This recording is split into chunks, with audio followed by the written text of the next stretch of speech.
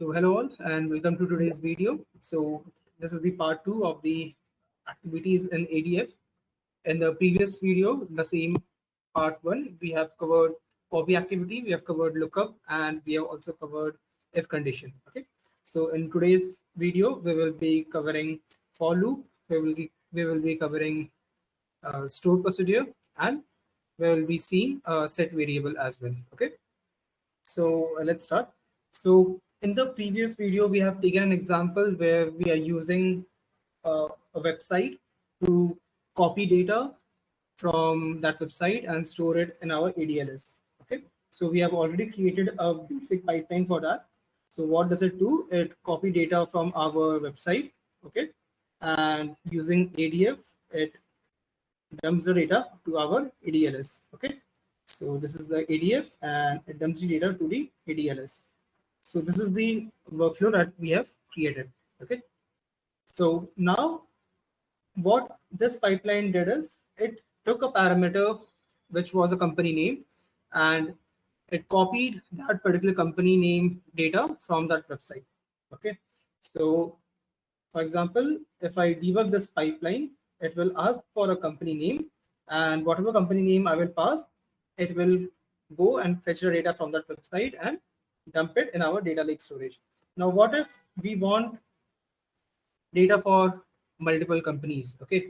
For example, I'm having 10 companies in my list that I require. So are we going to create 10 different pipelines for that? Obviously, no. Okay. So we are already having this pipeline. So what we can do is we can run this pipeline in a loop by passing different parameters. So how we can do that? We can basically run a for loop, pass the value in that for loop, okay, and then we can achieve what we are requiring. So if you have any experience with any coding language, so in for loop, what we pass is we pass a range of values. For example, if we want to run it from counters 0 to 10, then we pass the range. Okay.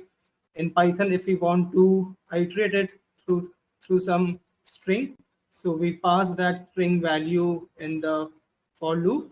Okay. So it will then iterate through that. Or else, if we want to iterate it over a list of values, then we can also do that. So that what we are going to do here. For example, we are having a list of values containing 1, 2, 3, and so. Okay. The same way we can pass the company name in form of some list. So for that, we first of all need to save the list of companies that will require something. So to achieve that, we basically need to first of all save the list of company names that we want to fetch from the website. So what solution we can do is we can save it either in a SQL database or some other location. So ADF basically needs to fetch those company name from some location. Okay. So for example, this is our file name, which is having the name of all the companies saved. So ADF will fetch all the company names from that particular file or DB wherever we are going to save. And then it will run the pipeline that we have already created in a loop. For example, if we are having 10 different company names, so it will run the pipeline in 10 different parallel jobs. Okay. So how and where are we going to save that data? The most easiest way is to save it in a data lake storage only, because fetching it from SQL database is a bit slow process. We can easily make changes in a data saved in data lake storage and easily fetch it from there, and it is cheap as well. So we will be using a data lake storage file. So in my data lake storage, I've already saved this CSV name ind company underscore names. So this basically contains the list of all the files that I want to fetch. So if I view this file, you will see I have the company name and the name of the companies for which I want to fetch it from the database. Okay. So, sorry, from the list of companies which I want to fetch from the website. Okay. So I have already saved this data. Now I want to read it in my ADF. So before reading it, before sending it in a for loop, I need to read it somewhere. So I will create another pipeline. And in the previous video, we have shown how we can fetch the content of any table or any data set. So that can be achieved using lookup. So in the lookup, I will give it as get underscore company underscore name.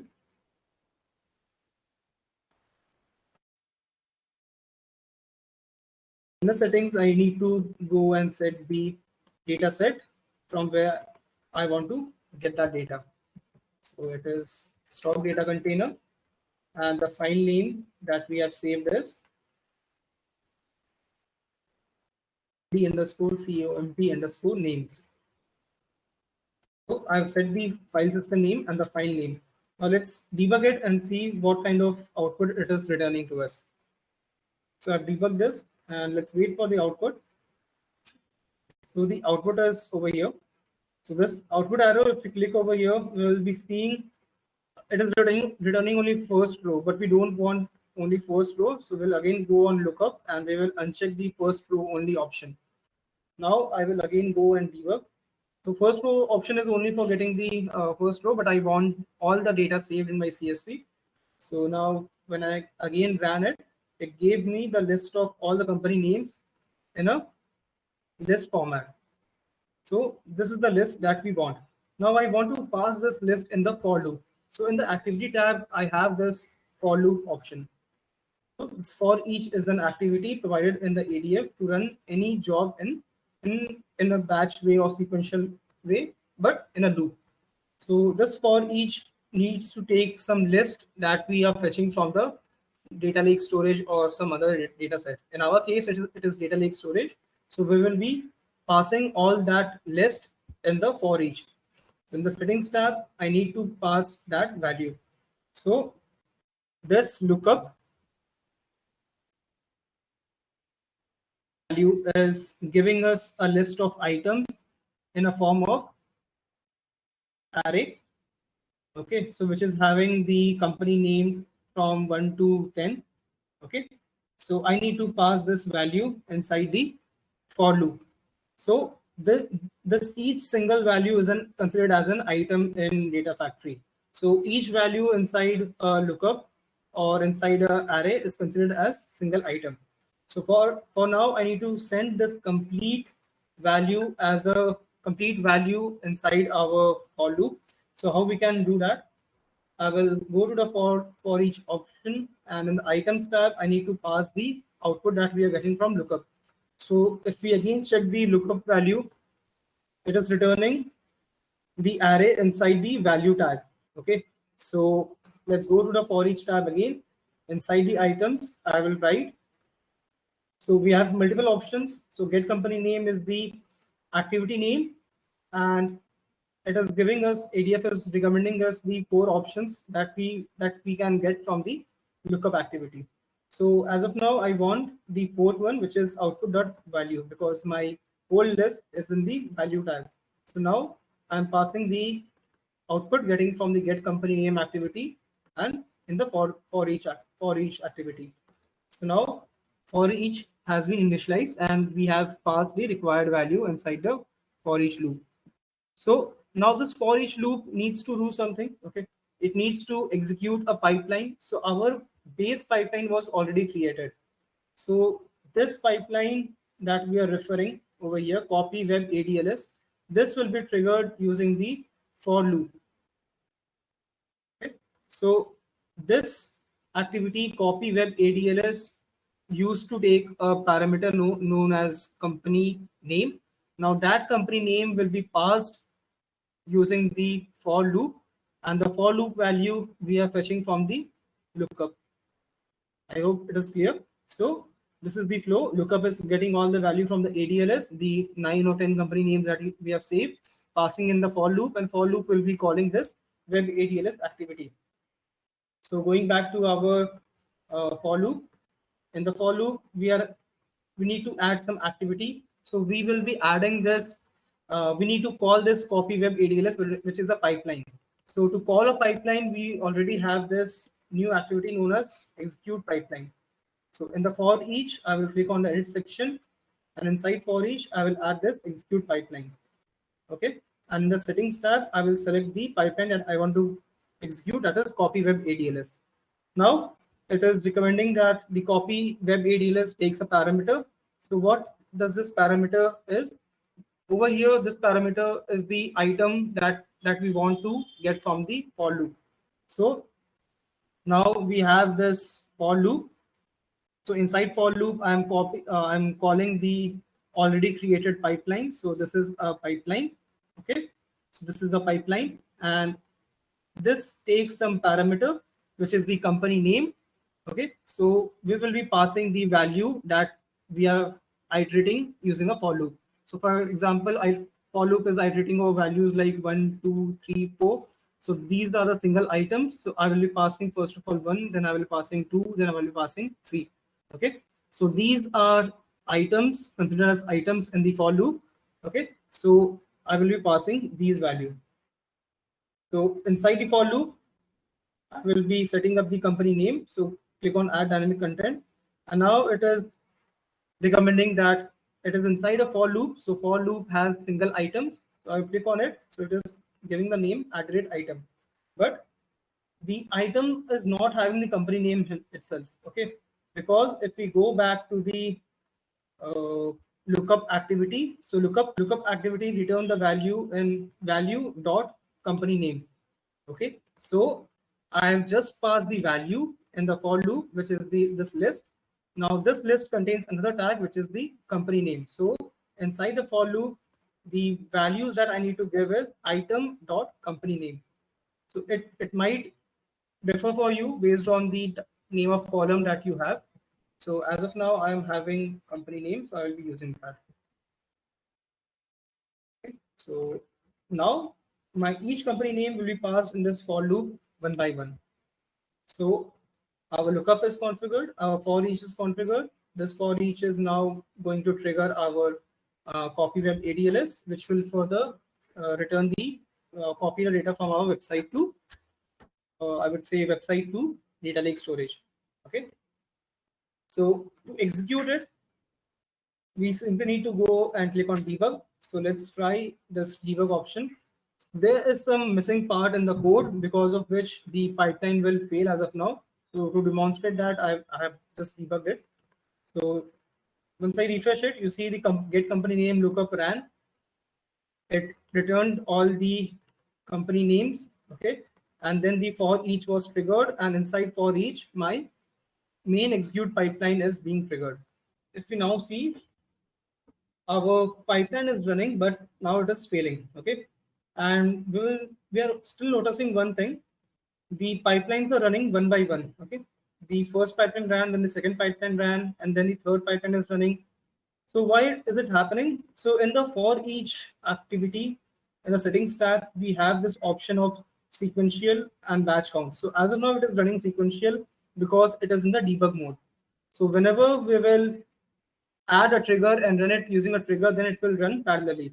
But if I have selected a sequential mode, even in the trigger and even in the trigger mode, it will run it in sequential manner. Okay. And if we uncheck the sequential, and if we want to add some batch count, so as of now, for example, I have added batch count as 3. So at a time, only 3 loops will be running, or 3 jobs will be running using that loop in one go. For example, we are having 10 different values items in the for loop. So it will run the first 3. Then as the first one complete, then it will start the fourth one. So at a time, only 3 jobs will be running. Okay. So what we saw is our whole pipeline failed. Now why it failed? Let's see the error. So it says the expression greater UTC now cannot be evaluated because first code does not exist. So why did this happen? This happened because in our main pipeline, we are having a lookup activity, which is returning the last refresh date. And in the if condition, we are comparing it with the current date. Now, what if the company doesn't exist in our table? So we have this table, which is select star from refresh underscore date. We have this table which from where we get all the last refresh date. Now we see this table is empty. So for a particular company, we don't return the last refresh date, because of which it is not able to, I would say, compare with the current value. So the solution for this is, before fetching the last refresh date, we need to check whether the value is present or not, or whether the company already have some value in the table or not. So for that, what we can do is we can execute a store procedure. So for this, we will be using this store procedure activity. Okay. So in our database, we'll be creating a store procedure named get LRD. Okay. Or we'll rename it to set LRD, which is set underscore last refresh date.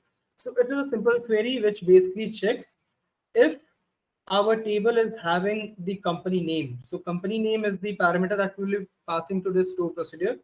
If we have the value, then sorry, if it does not have the value, so if not exist.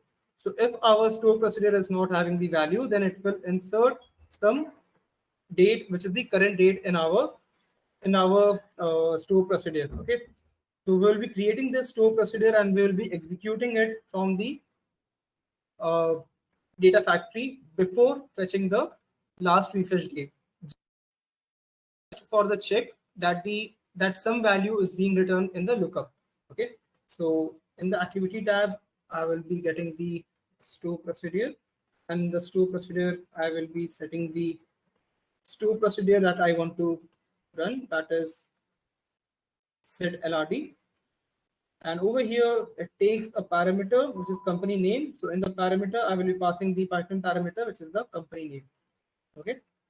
So just to explain again, so I have a pipeline named pipeline one, and then I have a pipeline one, and then I have a pipeline, which is this copy web ADLS. Okay, this one. Now pipeline one, what does it do is it runs a lookup over our ADLS to fetch the list of company names. Okay, and then it passes it in a for loop. Okay, now inside this for loop, this is our for loop. So inside our for loop, our copy web ADLS is running. Okay, I hope it is clear now. So inside copy web ADLS, what do we do is we first of all get the last refresh date for each company. Okay, the parameter which is being passed from the for loop, and we check if that last refresh date is less than the current date, then only it gets the data from the web to our ADLS. Okay, so this is the job that we are doing over here. Okay, so now only thing that I'm adding over here is if the last refresh date is not present for some company, before that it will be running this store procedure, which will enter a new value in our table. Okay, and then it will run the last refresh date lookup and then the next steps. Okay, so I hope the flow is clear. So in the store procedure, I've added the set LRD, and then after the store procedure, our lookup will run, and then the if condition will run. Okay. So now again, I will go and now I will execute my main pipeline, which is the for loop pipeline, and let's see how the data gets copied. Okay.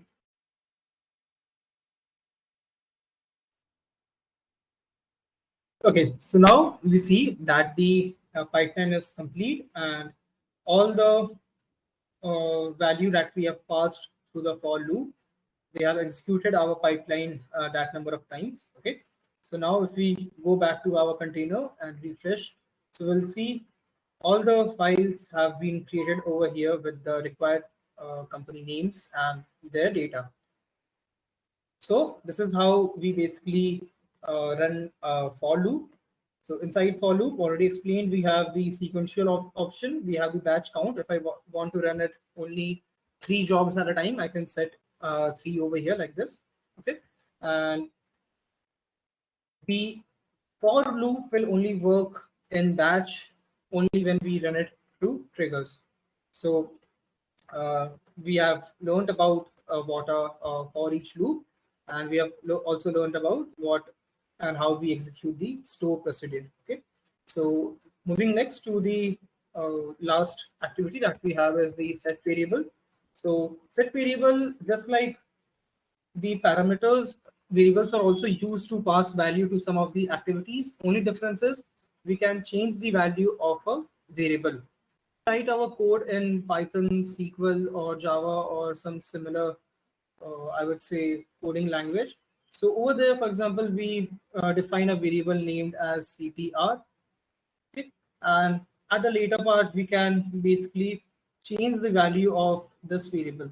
So that's the meaning of variables or use of variables in data factory. So just the way we assign values to our, I would say, parameters, in the same manner, we assign value to a variable. So for example, in this canvas, the pipeline canvas, I will click outside, and over here we see this parameters option. So either we have parameters and we also have this variable option. So if I set a variable, okay, so I would set it as a company underscore name. Okay, and now the set variable activity comes in the role. So I will select the set variable activity in the settings tab. I will select what value or which variable I need to set value for. So I've selected the name of the variable and now I want the value for that. So we can set any kind of value. For example, I want to set value as, I would say, demo underscore data. Okay. So this value has been set in the company name variable, and then we can pass the same variable to our further activities or whatever requirements we have. So for example, in the for each, we are passing value from the lookup activity. In the same manner, we can pass value for a particular variable. Okay, so this is how our set variable works. So yep, in this video, we have learned about for each activity, we have learned about set variable, and we have also learned about store procedure. So this is overall about the activities in Data Factory. So we have learned about all the major activities, set of activities that we have using by creating an end-to-end pipelines. Okay, and I hope that is clear to you. There are more activities, but I've covered the major set of activities. If you find difficulty in any of the activities that I have not covered, so you can basically write the same in the comment, and I would like to make a video on the same. Okay. So thank you so much for your time, and I hope if you like the video, do like, share, and subscribe the channel as well. So thank you so much.